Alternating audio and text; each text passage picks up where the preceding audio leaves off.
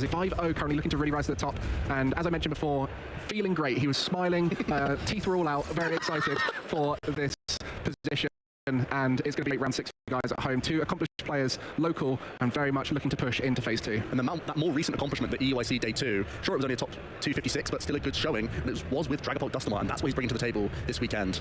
Yeah, and there's going to be that basic put into the active, some interesting cards in that first hand, unique to Arthur's list. A little bit of support, we all love the support on the side, both of them bringing their favourite Dark-type Pokemon. Let's see some prize cards then as we get into this game number 1. Ditto in the prizes for Owen, who's piloting the Raging Bolt archetype, also a couple of those Lightning Energy. Raging Bolt plays 3 Lightning as we have the winning in action here. Coming into round number 6, the fist bump from both players. Owen kicking things off with a Squawkabilly EX, has a bunch of ball search cards and some energy that he can throw away. That's a pretty superb starting hand there. And sometimes when these players are having good tournaments, you do wonder, are they getting lucky or are they playing well? And it's a combination of the two, but sometimes if you can hit both of them, that's where you start climbing really far and you beat your other opponents like Arthur, who are incredibly strong. You need a little bit of fortune on your side. And on this occasion, Owen, fortunate first hand. Owen immediately grabs the Raging Bolt, the single prize option. We've seen from Christian Labella just the previous week that Thunderburst Storm is a ridiculous attack into some of these evolving multi-prizes. By this stage of the tournament, players have sat around near each other. I imagine Owen and Arthur know each other fairly well as well, so they've probably discussed some of their games throughout the day. Owen might already be aware of what matchup he's coming up against and is just scouting whether or not, or what resources to remove. And it's actually going to change things up for the fan that wrote him straight away here. Might be fan calling proactively, but is likely going to score concedes. Yeah, we traditionally saw Raging Bolt rely heavily on that Squawkabilly in early turns. Now, fan wrote on the colourless type basic that is generally opted for when people search their deck for a basic, and it's going to be done before the Squawk and Seize, so no Noctowl taken there. The 2 Hoot Hoot, and we'll be looking to try and see a Terra Pokemon come down at this moment. Yeah, sometimes you would like to bank a guaranteed Noctowl for turn 2, but Owen's saying that he's going to have a decent enough time just to guarantee a manual attachment this turn of the Lightning Energy. Could be a decent shout for him. He's seeing so many cards from the Squawkabilly anyway that thinning now gives him a better 6 to see from the Squawk and Seize, and he can begin to initiate that pressure quite happily. And the buddy on the other side, waiting to item lock Owen. But for now, we'll be watching a very scary board state developing on the side of Owen. That Raging Bolt, the single prize Raging Bolt, we mentioned it in the pre-show, how important it has been to no his Squawk and archetype. Seize here, Mike. We're holding on to, I believe it's a Professor Sada and a Professor Turo in this hand. So Owen going for a slower route. I guess saying that if you disrupt me, then I'll find a Noctowl. If not, I'm happy with this hand. Yeah, where does that put you as Arthur? Like, what's your best option there? You're intimidated by the hand in some regard. Is the final card Professor Sada? Yeah. It is, yeah.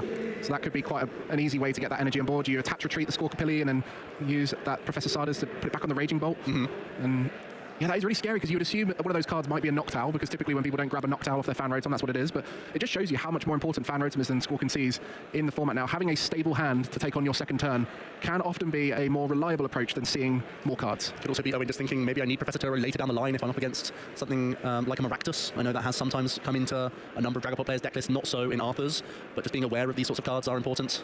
Yeah, we're sort of looking at the Sada and the benefit of having the energy, but actually you're right, the Professor Turo saving might be more important. We're seeing Arthur debate after his Body Poppin what else he can go for here. Has Ionos galore in hand and Ultra Ball. Could be looking to remove a Jacques from his hand, or just one of the Iono. Do you want to keep this Jacques available for later? Yes, we are just going to see the shuffle up. Possibly that means we're not going to see any ball search, and we're just going to rip a fresh 6 cards from Iono here. Yeah, you mentioned that Jacques. Between Brock Scouting and Jacques, it tends to be leaning towards the Brock Scouting, but why might this particular build lean towards Jacques? That's exactly what you're thinking. By having the Dusknoir line in the deck list, you then have more options to find from the Jacques, which just makes it a far more valuable piece. I really like this Luxurious Cape coming onto the Dreepy. One of the core strategies of a Raging Bolt player is to take out Dracloak when they only have that low 90 hit points. So getting yourself out of that Thunderburst Storm range is really important. And there's that Iono that we thought Owen might bait out with the slower play, holding the hand, not Squawk and Seizing it away. Arthur questioning that and saying, I'd rather you had 6 cards and whatever those 3 cards that you wanted to hold might be. And Owen actually drawing into the Noctowl and the Terra Pokemon to be able to initiate searching that deck for 2 trainer cards. Jewel Seeker, so powerful. Arthur able to pick up another Dreepy and Duskull here with another Buddy Puffin. Didn't see much else going on in the hand though. I don't think he has any Dracloak for next turn. Don't think he has any supporters for the following turn either. So this could put him in an awkward position. If Owen does start to launch some attacks on the following turn, ignoring Budgie as you imagine he would attempt that, that's going to be awkward for Arthur. Duskull is such a powerful weapon in this matchup. You can take advantage of all sorts of damage counter placement, and sometimes you can take a 6 prize turn. Another Budgie potentially coming onto this bench. To see the Latias EX in Owen's hand, that Skyliner ability allowing all of your basic Pokemon to retreat, which will be key during this turn, I am sure. So the turn now back to Owen, an item lock, Buddy using Itchy Pollen, putting 10 damage on that Squawkabilly EX, and now Owen cannot play any item cards this turn, but does have many other options that do not rely on items, which we'll see him navigate through now with that Noctowl. Jewel Seeker looking for any 2 trainer cards from his deck and putting them into his hand. There was a Grass Energy put into the discard pile on the previous turn, so there is the option to use Professor Sada's Vitality. I believe there's also the Latias EX in hand for Skyliner, so you can also attempt to get the Area 0 Underdepth, give yourself that additional bench space to weave this Pokemon in, and start launching attacks. with a Duskull on the bench, if you can find access to just... Well, we still need to find the fighting energy. That's the big puzzle piece that's difficult to find thanks to Itchy Pollen. And the Crispin, the singular Crispin in Owen's deck is prized. That would have been the target there, but unfortunately, only the one copy, meaning that it was unable to be acquired from that Jewel Seeker. This is tough now. 3 cards has to find fighting energy for any pressure whatsoever. No items available. It is going to be a grass energy. That could be another draw here. We can take a prize with Fan Rotom now. Still putting Skyliner into play, thanks to Area 0. Spend our turn attachment onto Fan Rotom here. Thankfully, no energy put into play from Arthur, so still a little bit of time for Owen to play with. We're still getting some pressure, and honestly, you can wait until there are Dracloaks on this board anyway for the Raging Bolt to get into the mix, so still finding an energy is good enough for Owen here to initiate the prize race. Assault landing, 70 damage for that one colourless. Does nothing if there's no stadium in play, but the Area 0 was taken off that Jewel Seeker from the Noctowl, so the first prize card going to Owen Cameraman. These two players on 5-0 in round 6 here in Utrecht, looking to try and find their way through to phase 2. Speaking of doing nothing, Arthur's hand is not good. We have this Buddy Poffin, we can grab another Duskull, but no supporters, no Dracloak, no energy to attach. This is really poor. We're holding on to Blood Moon Ursaluna, Night Stretcher. Really awkward cards. You do have a bit of time gained through that Budu. Itchy Pollen gives you time, but not against Raging Bolt. It's one of the few decks right now in the format. We saw it in Milwaukee, why it's so good. Just keeps the pressure on. The only liability really on Owen's board is that Noctowl, which has been counter-captured up, as it doesn't have the free retreat, as it's the only evolved Pokemon on the side. We call this hopeful. Yes. We call this a hopeful line of play. There's the fighting energy coming into the hand. Can we retreat and use another Professor Sarda's Vitality here? Well, no, just the lightning energy retreat, so back into the Fan Rotom. That's good enough. Still no Dracloak. You have to be happy with this. Owen now going up 2 prize cards, completely unchallenged, and you know that Arthur is sat on a poor hand with very few actions. Ness will pick up his Serendipity EX. Not ideal though. You want to be seeing those Dracloaks. That's the benefit of the Dragapult is you get to draw so many cards, but right now it's 1 card per turn. Now another additional 3 flip the script. Serendipity EX, a mainstay of pretty much every deck in the format, allowing you to get that little bit of burst draw after a Pokemon is knocked out on your side, and it will be used here to try and get out of this rough situation. Feels like these 3 cards need to find an Arven, Unfair Stamp, or Iono here. Do we even have access to any Dracloak? There's the Unfair Stamp. That's new cards as well. It's not just about the utility of disruption. Precisely, yeah. You might actually get to see some Dracloaks. Please. Here we go. After suffering a KO, you can use the Unfair Stamp. Both players shuffle their hands into their decks. The user of the stamp gets 5 cards, and then the opponent only gets 2. Pretty good when there's no onboard draw for Owen right now. No Mew EX established. This might give Arthur more wiggle room. He really needs to buy some more time here. It was actually in that hand for Owen. Could have put the Mew EX down in preparation for this. Now, again, that Noctowl, potentially a target if a boss's orders or counter catcher is found by Arthur, just to get a few turns to start building up this board state, but... I don't see any Dracloak still. You can Iono if you want to. That would give Owen 2 additional cards, but you get to see 6 more. It's an energy at least. Yeah, that's a big piece. You can also evolve into a Dusclops. I'd like it on the bench probably the most. That's a debate, right? The thing is, if you evolve into the active and then Owen starts using Raging Bolt as an attacker later down the line, yeah, this almost gives you a pivot in a way. It's an awkward way of thinking, but if you expect Owen to take prizes anywhere else, I still like it in the active. It is going to have to be spinning the wheel with an Iono again here. Well, He doesn't need Dracloak stat. Owen's going to enjoy seeing 2 more cards this turn. The 4 for the Iono. And if no Budu is attacking this turn, that Earthen Vessel will find the Raging Bolt's much-needed fighting energy. Even though Professor Sada is looking great. Still no Dracloak, Mike. What is going on? Not even 1 prized either. No, all 4 in the deck. We're just dodging them. Arthur, this is rough. Do you spend another counter catch here and just hope once again to dodge an energy card without even Itchy Pollening now? Noctowl's back up. You do what you got to do, but it's just a pass. Owen has to be licking his lips here. Oh, wow. So even got the Ultra Ball to be able to put a fighting energy into the discard pile, potentially. So we're going to see start off with a little bit of energy acceleration on that Ogerpon. A great way to introduce energy into play, but also see a few more cards. And on this occasion, another Ultra Ball. Yeah, we have Earthen Vessel Ultra Ball, so we can try and even get more ancient Pokemon into the mix now and start powering up higher damage output threats than your single prize Raging Bolt. I mean, what you mentioned earlier is that Dusclops being in the active and stuck there in a way will be a great opportunity for Raging Bolt to play around it. And I think looking at that hand for Owen, he's going to string together a few different decisions, which will lead to him taking big swing knockouts with Raging Bolt, targeting the bench. Still no Dracloak, though. We've spoken about how many different pieces the Dragapult needs across these turns, but the way you start it is Dracloak to draw into them. That's the selling point. Sada is going to load up this Raging Bolt. Now it's in range for the 2 Dreepy without energy. You feel like you still take these out. Normally you're more concerned about taking out Dracloak, but they're not even here yet. Owen has got so much time on his hands. And the big advantage of Raging Bolt is if they try and remove it from play, it's still just a 130 HP, 1 prizer. So you always force another turn out of your opponent, or they have to leave it in play, which leaves 3, 4 energy in play. And so from now on, Owen's going to be pivoting around this very strong attacker. And you can only ignore it for so long. You can just keep attaching and get more and more dangerous with this Pokemon. Owen has to be happy now, even though that you're going back onto odd prize cards. When the Dusclops in the active, you're fine with that. As a Raging Bolt EX comes into the mix now. And if the stadium gets bumped at any time, that Squawkabilly is going to be removed. You know, the liabilities, the Noctowl can be taken out of play. So the stadium is great in Raging Bolt because you're actually happy to have it bumped. It really helps out. It means you can have even more of these great ability Pokemon in the mix. Like I said, once you've used a Jewel Seeker, it's sat there doing not much else. So you throw it into the discard pile, out of stadium bump, and then your Night Strap even more live, more outs to play the game. We saw how powerful the other stadium, the Area Zero under depths, is the key stadium to unlock that bench width, but the jamming tower, a great utility for Raging Bolt to deal with stuff like Luxurious Cape that we see on the other side. True. Looks like we might be seeing Owen. Oh, we're going for the jamming tower. Mike, what a great suggestion there. Getting rid of the Luxurious Cape so the Dreepy is back in range and you're once again targeting the energy. Arthur plays no acceleration whatsoever. It's all manual attachments. There's no EXP share. There's no Crispin. This Area Zero removes Owen's awkward Pokemon, and it means that Luxurious Cape can no longer protect the one energy attached. All basics on the bench now, so that Skyliner ability of Latias will allow every Pokemon to retreat into the Raging Bolt. So Arthur is no longer able to disrupt. He will have to attack, and without energy in play, that's going to be really tricky to do, as we see the Raging Bolt attacking. Slowly. Slowly moving over to Arthur's board. Is he afraid of a potential Curse Blast here? The Thunderburst Storm. Yeah, it does eventually go for the Dreepy. I feel like that's why we went for the jamming tower in the first place. Owen goes down to 3 prize cards remaining. That limits Arthur's use of Curse Blast in the first instance and continues to pressurize his energy. Well, it's now turned into a Dusknoir, and that's the perfect numbers to take out the Raging Bolt, but again, it's just a one-prizer for a one-prizer. The Squawkabilly EX, which was a great target for Dusknoir, has been removed from play. So that jamming tower really has pivoted this game heavily in Owen's favour. First action for Arthur might be using Curse Blast. Let's take out this frustrating Raging Bolt. And that's going to be pretty powerful. To one prize. Boss's Orders coming to the hand doesn't help much, but it really indicates that Arthur's looking to use an Ino here. And on the other side, we might not see any Dracloaks right now, which might concern some of you at home who've seen seen a lot of these Dragapult decks have to evolve up via the Dracloak. But Arthur does play a rare candy, so there is a way that could turn into a Dragapult. But without 2 energy attachments, it's really not that threatening. Surely this time, Mike. Show me the Dracloak, please. Where are they hiding? 5 cards for Arthur, 2 for Owen. And Owen looking to have a judge. There's one. We found one. Yeah, there we go. Drawing with that Recon Directive. Let's flip the script first. See the 3 so you can decide better with more information at your disposal. I think we finally see more Dracloak. Mission accomplished, just maybe 2 turns too late. Yeah, and with that self-knockout on the Dusknoir, it does mean Owen just has to take a single 2-prize knockout to win. And with the Mew EX on board, and you've got the ability to potentially get that Raging Bolt up and attacking, this could be a quick return from Owen. Arthur just going to sit back and draw some additional cards. He needs to reload on attachments. His attachment for the turn was the fire, so he's getting ready for a Dragapult next turn.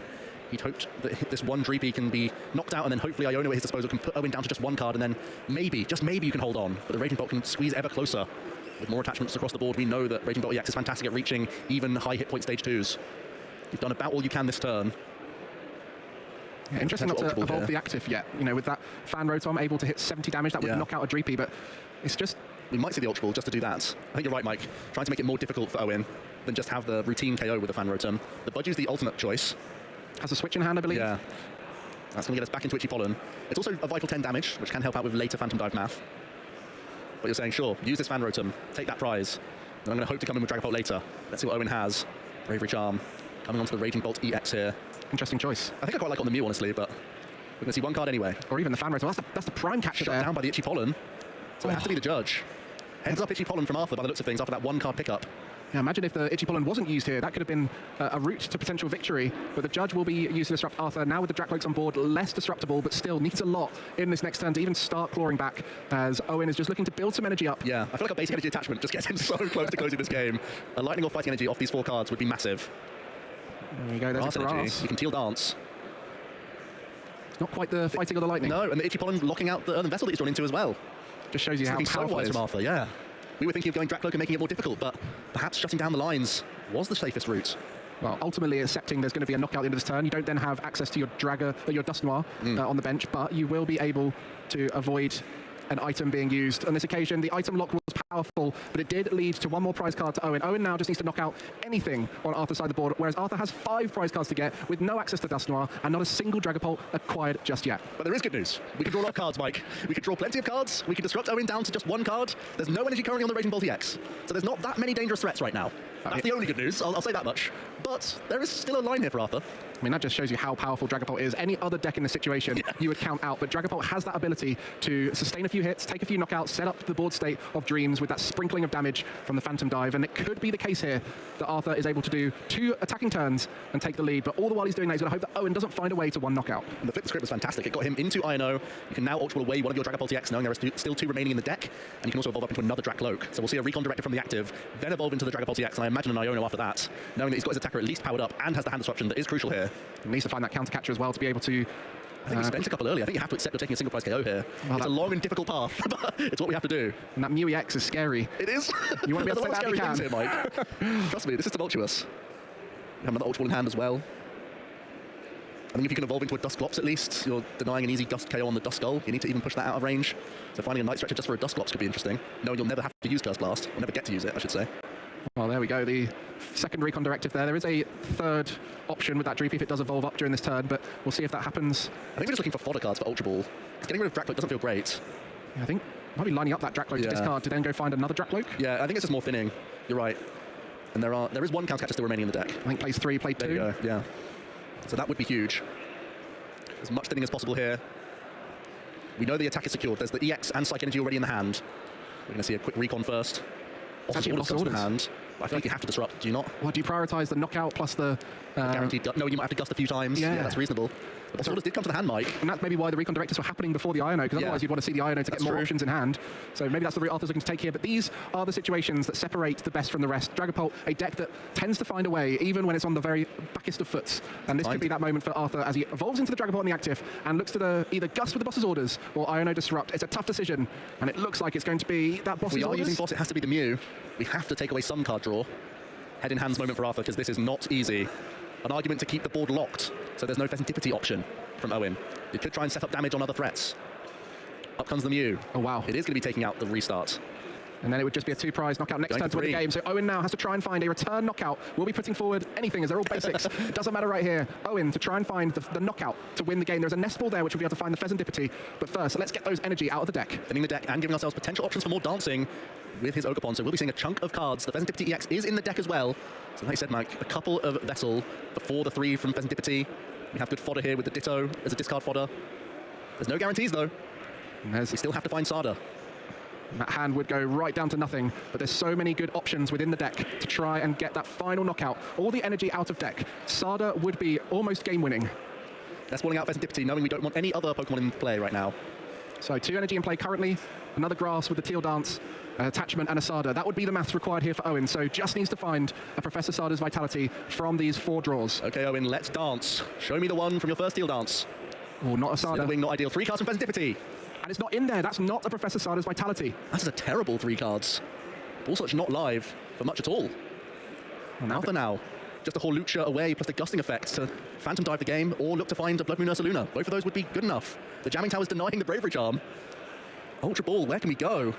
Well, maybe even... Hoot into the active position for a turn? I mean, there's a Night Stretchers in the future, which would be useful. Try and find an energy attachment. There's lots of things if you got disrupted again here, because you're going to get disrupted back down to 1, most likely in this situation. Yeah, if you're still playing the game, you can attach to your Raging Bolt, send Hoot into the active, hope for the best. Wow, what a turn of events. Wow. This is the challenge for Raging Bolt players, trusting the draw in those big moments, but if it doesn't hit, what do you do then? And Owen is having to try and navigate this Plan B scenario. Arthur has to be breathing a huge sigh of relief as we see the retreat of the Raging Bolt. Has to be an attachment. There we go. Fighting Energy committed to the Raging Bolt EX and a pass. Arthur, what can you do now? Boss's Orders comes to the hand. I believe there's a Blood Moon Ursaluna. And that's going to be it. The Boss's Orders onto the Raging Bolt. The Blood Moon Ursaluna comes in. Jamming Tower in play denies the Bravery Charm. And that is the comeback of the day. Arthur, all the way from 6 prizes down to 2, finds a way back into the game. Take a bow, Arthur. What an incredible display there. A great victory. Really felt like he was not having any fortune there as we see the replay. We're using Ionos, we're using Unfair Stamps. Where are the Dracloaks? We're doing panic counter catches on Noctowl just to try and give ourselves some wiggle room, but Owen always had the responses, could move out the Noctowl easily, used both his Fan Rotom and Raging Bolt to great effect, and really pressurized, even using Jamming Tower to get rid of the luxurious cape. Some great plays in there, great pressure from Raging Bolt. Arthur used his 1 Curse Blast very cleverly, set himself that single prize KO, set up with Budju the 1 damage counter on Fan Rotom, and eventually found the EX to take this big swing turn, and Owen had many draws, but couldn't quite get there. And Arthur did everything in his power to thin that deck, take cards out of the sight of that countercatcher, finding the countercatcher to take down the Mew EX and the Fan Rotom in tandem, put him 1 turn away from winning. And it's those kind of small decisions, you'll never know in hindsight whether it would have been drawn into without the thinning, but every little percentage increase Arthur could do, he did. And we looked at the beginning of Owen's start, where this is the dream start. Arthur's putting his prizes the wrong. That's right. Wow. Yeah, 1 Phantom Dive. That's what it took. We used 1 Curse Blast, 1 Phantom Dive, and Blood Moon. Those are our attacks other than HE Pollen. That is why this is such a dangerous archetype. Look at those prizes. That's the Raging Bolt single prize option for Owen already in the prizes. That's not ideal. You do have the Pheasantipity EX, which has a similar effect, but definitely not as easy to set up, and you also don't want to be putting that 2-prize liability in the active. So it looks like Owen's going to be going first here, and definitely going to be frustrated after such a dominating start to the game, and having to return into Game 2, down 1-0. I'm already intrigued by Owen's first action, which was to earn the Vessel away and Noctowl. I believe there was a Fighting Energy in the hand. Normally you think, oh, let's stash these basic energy in the discard pile for my starters. So Owen already getting creative with his opening action. Yeah, there was a Fighting Energy. We're going to see 1 Grass energy attachment from Ogerpon. Crispin comes to the hand. There's Hoochie and a second Noctowl in the hand, so you can turn attach to a Raging Bolt. I think that's the line here. Makes sense. Just making sure that not relying on the Crispin or Professor Sada's in the future, we'll be able to just attach manually from hand to start swinging early on. A Professor's Research comes into Arthur's hand. Not sure what else he has access to. He might have to use it here. Was there an Arbor in there? I mean, the way he's thinking right now, I assume... Or Professor Research, that's the option. You can go for the Buddy Buddy Pop-In plus Rescue Board, get an itchy pollen going, that's the textbook sort of turn 1 play, you would imagine. Keep yourself open with Jacques and Professor Research on the second turn of the game, knowing you're holding on to Dracloak for turn 2. The rescue board, a fundamental tool in the game right now, allowing all of those 1 retreat cost Pokemon to move out of the active for that Budu, which is so important to get into the active as early as turn 1. And I think it's going to be the 2 Dreepy maybe instead, focusing on the setup as opposed to disruption, but they just get the Budu to the front. So a lot of thinking here for Arthur, and I think that's what really stood out in the last game, is this matchup is a tough one to navigate, as you're always feeling like you're combating from behind, having to set up as well as possible. And that's going to be it here, the 2 Dreepies in the Budu. Arthur really taking his time with the choice. Can't blame him. This would be the double Dreepy just saying, can I please get some recon directives, guys? Please! Also, there's some argument that if your opponent's already discarded a Noctowl, maybe they're eyeing up Crispin lines already, and you're expecting that the Budu's not going to be too effective just yet. The damage is still relevant on Pokemon, that's the only upside really that I can see. Yeah. But just having more access to more Dracloak is vital, because it's so prominent for these Raging Bolt players to just try and take out the closest they can. And that's one of the advantages of Raging Bolt. It's very good at using non-item cards off of that first dual season. Like you said, Crispin, the Area 0 under depths, great options when under Budu lock. And on this occasion, opting to not go for it, accepting that that's still probably going to be the line for Owen, and then saving that item lock maybe for a future opportunity, maybe post-disruption, that could be a little bit more effective. So Owen opting, well, here we go, it's going to be Crispin. You can grab your Grass Energy to the hand in addition to a Lightning to swing straight onto your Raging Bolt. That means you can take a knockout this way. Again, you don't have to worry much about there is no energy on the board for Arthur. There's no way for him to launch an attack more than a headbutt. A headbutt not too threatening. We can see how important that Crispin is. It was prized last game, and this time, we'll just put the 2 energy into hand there from Crispin. We'll be making sure... Does have to go on the Raging Bolt, yeah, as expected. And yeah, where last game Crispin was prized and unable to get it on this occasion was in that starting hand, and straight away slammed down as a great option. As you mentioned, that Grass Energy to the hand is so key to continue the drawing, put more energy in play. And you can see 5 energy already in play without the use of a Noctowl. A great start, and we'll be able to knock out for just the 1 discard, and the board is looking stable. I think vitally not using that Noctowl is massive. As we saw in game 1, Arthur will consistently attempt to counter-catch, even if it's a 1 retreat cost Pokemon. Give me a little bit of time, please. And now that Unfair Stamp is open, you have to accept that there can be a big combination. So you want to just have that access to Dual Secret at any point. Here comes the 7 fresh cards from Professor's Research. With already a Rescue Board and a Dracloak in play. Looks like might be another one, or another Dreepy in hand there. I think we found the Unfair Stamp as well. That's big from the 7 cards. Normally you have to use the Arvin to find this A spec. And you naturally draw into it, that's fantastic. And an energy attachment, evolve the active. Oh, this is all you can ask for. There's even counter-catcher, but yeah, that's why we didn't evolve into the Noctowl, as we mentioned. Not huge about utility in this situation, but the 2 cards in hand for Owen. Yes, we'll be able to attack next turn, as has the 4 energy on board with the Raging Bolt powered up with the Lightning and fighting. But how long can that energy last for Owen without card draw, without hand, to do lots of different things that we know Raging Bolt can? It's going to be a tough one. Buddy Buddy Pop-In is the big find from these 5 cards here, plus the recon directives. I think that was Professor Sada that Owen managed to get off those 2 cards, so great position. But now Arthur looking to stabilise. You see Ino come into the thinking here. An option for next turn. Are there any more basics hitting this board? Second recon directive, I don't think we've seen ball such yet. Oh, Buddy Buddy Pop-In. Big pickup. Now we can use Budu at last. It's great to combine it with an Unfair Stamp. Give your opponent few options and fewer steal when you're turning off the effect of many item cards. And Budu, a comfortable active Pokemon that you don't mind getting knocked out by that Raging Bolt. It does only require 1 energy discard to knock it out, but you're at least comfortable with it not being one of your Dragapult line. Does Arthur feel confident enough to get a Duskull in the mix as well here? It's another tough call because just more Dracloak is more draw, more control of the board, you would think, but Dusclops can really allow you to turn the game on its head when you get that evolved up. Especially with this board where there's energy sitting on board. If you can get rid of as much as possible in 1 hit, you definitely sit more comfortable. And when you're looking at the Raging Bolt EX rather than the single prize option, you have a high likelihood of this Dracloak sticking around. Either of them sticking around. So I think you have that wiggle room to get Duskull here. Especially next turn, Owen's probably going to go down to even prizes, so a Curse Blast is essentially free at that stage. I like the way you think, Joe. We'll see if Arthur's thinking the same way. Quick Night Stretcher to get the Dreepy anyway, so we've got everything going on. And a 10 damage prod from Itchy Pollen. Owen picks up an unusable Ultra Ball, but as you said, Mike, there is the Sada, so we can see 3 additional cards here. And the slower the game goes, the more attachments come in for that Raging Bolt EX. On this occasion, will just be the singular attachment, as that draw 3 did not find any goodies. As Owen now will just be discarding that energy straight back into the discard pile. Budu has been knocked out, but it is very much in Arthur's control still. The disruption from Unfair Stamp has stuck, and Owen now worried about what is possible on the other side. I'm expecting fireworks now, Mike. We have 1 energy on Dracloak. We can use Curse Blast effectively as well. We could possibly take out Yogapon, or we could take out the Raging Bolt all in 1 turn, knowing that Owen's on that lower hand size. It could get creative. The only issue with that line of play is that we call it Slowpoke for a reason. We need to have more than just 1 Dragapult powered up. We need to have multiple Pokemon developed. We're just making sure that the recon directive was correct here. I think we're all okay. And these players really motoring through their decks. So many actions happening, just going to make sure that they're all correct. And that's the skill of the game now, is not just playing optimally, but making sure you're not playing without mistakes. And that's something that these top players really have to bear in mind as they get longer through the day, start playing stronger and stronger opponents in much higher stake situations. Mistakes are at a high risk of you losing a game. And the Jacques support is going to grab a couple of key evolutions here. Now we can use some recon. We don't really need energy too much right now. Neither of these cards is vital, so we're just filtering cards here. I think we have access to even 1 more recon directive from Arthur. The engine is running. This is where the Archetype gets so devastating. You just have access to all of your opponent's board, thanks to counter catchers. You can Curse Blast and make this Phantom type even more devastating. Here's the Dusclops. There is still an argument to just attach to another Dracloak that has no energy on it right now, so you have back-to-back Phantom types available. By evolving up, I think it means we're going aggressive. Oh, that's a second. Yeah, there we go. Psychic energy attached. Sorry, trick of the light there. We're going to be blasting the Raging Bolt here. Yes, we are. Dusclops puts 50 damage onto the Raging Bolt. It is now in range of a Phantom Dive. Where will the rest of the damage go? A Dragapult into the active, and it's going to be a knockout, taking 2 energy out of play, as well as the main attacker, and setting up the rest of the board for the next turn. Owen will get items back, and we'll be able to start building up that board, but on this occasion, we'll be seeing a huge swing back in favour of Arthur. 2 prize cards for the price of 1. Now a lot to do for Owen. I think Owen has the Sada in hand, but okay, so it does have Ultra Ball as well, so we'll find a way back into Raging Bolt. We have a Teal Dance before anything else here. I think he might have a decent chance of a comeback KO. Now we've got Arthur in a strange position. He'd have to respond with the Blood Luna, and then it's not difficult for Owen to get back-to-back KOs with Raging Bolts. I think Owen might be in a decent position as long as the Sada comes good for him. And putting things like Mu X in play. Yeah, he has a lot of cards he can draw here. That is the key. It was an aggressive turn from Arthur. Ooh, that Secrets online as well, thanks to the Ogre in the active position, so we can grab 2 specific cards, and double Nestle seems to be the choice. He starts stretching out that turn, really drawing more cards. Pheasantipity, Raging Bolt coming into play here, and that will create a very strong board state for Owen as he looks to develop an attack and develop protection from disruption. It means that we can just maximise our starter value. Here comes the Pheasantipity. I think there's also Octopus in the hand, so we're going to draw the 3 from Pheasantipity first, hope to give ourselves the opportunity to see more basics and then make a decision afterwards. Seems like Area 0 under depths, not quite. That would have been a handy pick up, because we want to put this new EX down, and I think we also want double Raging Bolt, honestly. If you get full value starter, we have some decent discard fodder with the Slitherwing, and the Bravery Charm might be reasonable as well here. There's one Raging Bolt, there's also the Octopus still rooting around in the hand. Yeah, you're right, double Raging Bolt would be the preferred scenario. Just having that extra energy sitting on board after the attack could make a massive difference to the climb you'll need to go through post-disruption, post-attack with all the energy discarded. But for Arthur on the other side, we're mentioning all of these routes that Owen have to take, but Arthur's losing his only attacker with energy on. So we'll have to do a lot of rebuilding with that Blood Moon Ursa Luna and try and find a way. Really. Yeah, try and find a way to set up a stable board. Blood Moon Ursa Luna last stand with an Iono would be pretty much it. Yeah. But even then there's Pheasantipity on the board, and again Owen would be like hoping to draw 3 cards, just a couple pieces. And I think Owen has to discard the new EX here, just because of bench space. It feels so wrong, it's unintuitive to get rid of new EX, it's only such a great protector for your hand. But it has to go in this instance because the second Raging Bolt is more important. You can get maximum starter value, you can get KO and keep energy on a Raging Bolt, crucially. And that's going to be 2 energy in play there. The one in hand will be the final attachment. Bravery Charm going down. Not really. I mean, it will stop the Blood Moon being able to knock out the Pheasantipity EX, which could be vital. But actually, the Area 0 getting drawn off of that. Maybe a different discard. This is why you would have liked perhaps to keep the new EX around, but Owen wants to know the 3 cards. Here comes Raging Bolt EX. We have 6 energy in play, so enough to use the big bellowing thunder for a KO.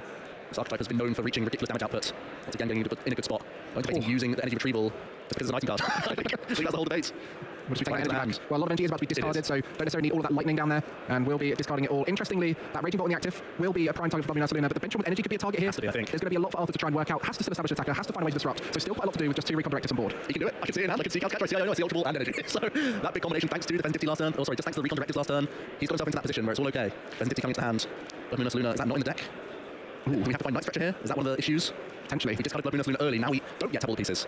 And if we learn anything from game 1, I think we can safely say if Dragapult can do it, it will find a way to do it. So I'm sure we'll find a way. He's looking through that discard pile, checking where all those resources are. Yeah, and see it in the hand. Arthur's going to use recon directive first here. Ooh, working out those decisions, making sure it's the correct decision. Is the Blood Moon in hand? Is that where it is? I don't see it. I can see Holucha. That's the only Pokemon I see in Dragapult EX. Yeah, I think we're still just trying to find this Blood Moon Ursa Luna via Night Stretcher. I think it has to be in this discard pile, otherwise we would have guaranteed it with Ultra Ball. Yeah, it must be discarded here. Is he thin, a Dreepy? Yeah, just a 2 stretcher on Arthur's side. Night Stretcher, a great card in Dragapult, often 2 counts, often 3 counts. Yeah, Blood Moon Ursa Luna is in the discard pile. I saw a flash of it. Yeah, I think Owen was looking for it as well, by the way he pushed it just to check a little bit more of the cardboard, make sure it's the correct one. Yeah. Well, now we see the Dragapult. Wow, so we're not even attempting to go for this line of play. Well, the Blood Moon we're going to get for free. Oh yeah, you're right, it's 1 price card for Owen. So if we're going to go for the Dragapult line, do we count catch Noctowl here? My goodness, that would be an option. Oh, actually, Pheasantipity, but it can retreat for free. Wow, this is a confidence in the deck not showing you what you need from Arthur and playing it safe in a way. Not sure whether it's the correct thing. We'll only know when we see the draws on the other side, but that really had to be the line. The Blood Moon Ursa Luna had to be the way. Night Stretchers available would be the optimal scenario here, post-Iono. And not in that hand, not in that recon directive. Is Arthur just saying he can find a way to win just from Phantom Dives alone? I don't see a position where he can just do 1 Phantom Dive attack and close the game. Interesting, the 4 prize cards remaining for Arthur, just the 1 for Owen. A single knockout would secure a game win for Owen, where Arthur now looking to secure the match win, taking him through to phase 2. A guaranteed 6-0 would be an amazing position to be in for Arthur, and I'm sure he's feeling that right now, the pressure of this game. We're headbutting, we're hitting 70 damage with Jet Headbutt here. There's a Palpad pickup. Do we retreat Palpad and just burst raw for some cards? Yeah, I mean, that's the advantage of just doing a bit of damage here, is you're not setting up any kind of flip the script, so you only allow your opponent to see 2 cards. Owen seeing the Palpad and a Teal Mask Ogerpon, and as you mentioned, the burst raw of Raging Bolt would allow Owen to see a fresh 6 cards, forcing Arthur into another disruption. It's crucial. You have to say this is crucial. This is why Owen opted for a Raging Bolt over anything else, including the new EX. Now you just have that extra energy floated. You get to see a fresh 6 cards, forcing Arthur back into that corner. He does have Fire Energy and Iono and Counter Catcher available. There's plenty of play that Arthur has this turn. Psych Energy, another Iono. How the draw's going here for Arthur. We've got just the 1 recon directive online now as we've evolved the active, and there's just a Dreepy on the bench. So no Pheasantipity either. So not really seeing as many cards as last turn. Arthur now has to try and find the dream turn. We'll be able to get an attack off here with that Phantom Dive. I think it's just 1 card good luck, essentially. You Iono Owen and don't take prizes again with Phantom Dive. You just set up this active Raging Bolt. Just say good luck to you. We did say if any deck could claw it back, I think Dragapult is the best case scenario. Having those 4 prize cards remaining, you don't need to take knockouts. You can take them all in one go and finish the game with a big sweeping result. There is the option to counter catch if you want to. You can counter catch now so you don't have to draw a gusting out on the next turn. I wonder if that 7 damage or the 70 damage put on the Pheasantipity would have been better placed on the 50 damage Ogerpon, the one that's already taken a bit of damage, put it in range. We're just clearing it off the board instead. And the Iono. So you are taking prizes. You are taking away flip script. You are taking away flip scripts vitally, but you could go around that anyway. You know? Very true. But here's the thing, there is a boss's orders in Arthur's prize as well, so maybe he's thinking the 50-50 of taking a boss's orders and closing the game. Also, here's the final recon directive. We're coming to the final 2 minutes of this game as well. Round number 6. Neither of the players have tied or lost yet. Arthur gives Owen a 1 card hand, removes the only card able to draw for Owen, while setting up a Raging Bolt and the other EXs to make good measure. And it's all on Owen to return. Oh, it's just a miss ball. I picked it myself. And an Ultra Ball as well, and the Mew EX has been discarded. The Pheasantipity EX has been discarded. There is nothing in that deck that can draw you cards. I think Owen is stuck here with nothing to do. Arthur, you've done it again. It's an S-ball. It's live thanks to Area 0 under depths. What could he get out here? I guess, and then you've got Noctowl as an option, but realistically, Arthur is going to find a way to win next turn. If Dragapult can find a way, it finds a way. We've established that from game 1, and now Arthur is looking to do it again in game 2. His deck is slim, and there's a couple of recon directives. It should not be tough for Arthur to close the game here on those last 2 prize cards. There's still counter catch alive, don't forget. Owen's just at 1. And there's a boss's orders still in the prize cards for Arthur, so one less gust option available. It's not in hand, crucially. We're retreating back into the Hootoots and passing. Arthur, can you close this game? Well, it's not in hand, so we'll have to find a way to get to it. We saw it first game. Arthur very good at thinning the deck. There's counter catcher in there. Taking Arthur away, making sure that he can thin. Arvin gets counter catcher. There it is, Mike. Bringing back up the damaged Raging Bolt. Arthur, with a Phantom Dive, is once again making a massive comeback. And he can't keep getting away with it. Dragapult coming back in both games from such ridiculous positions. And what a way to show off the power level of this deck. The Dustin build, putting that extra damage in play, really good at dismantling these big EXs that otherwise would be out of range of that Phantom Dive. And it was really challenging for Owen to ever establish enough safety net on that board. Only ever one offensive difficulty and UX down to protect from that disruption. I think this first game was the most impressive of the 2. Both of the situations, Arthur was having a massive prize deficit. That's not a surprise for Dragapult. That's where it thrives, to be honest with you. But in this spot, Owen was cleverly removing these threats, utilising the tool jammer at the right time so he could take out the luxurious cape. But Arthur was slowly building towards a curse blast, finally dealt with a single prize Raging Bolt, and once again was so clinical at utilising his Phantom Dives. And that EX knockout onto the Fan Rotom 2, putting him down to that final knockout, and it was the boss's orders. I love that he took him on with the Break Club as well. Just to prove that he knew the Tower was in play. I'm aware of what's going on here. And that unfair stand, such a great early disruption card, and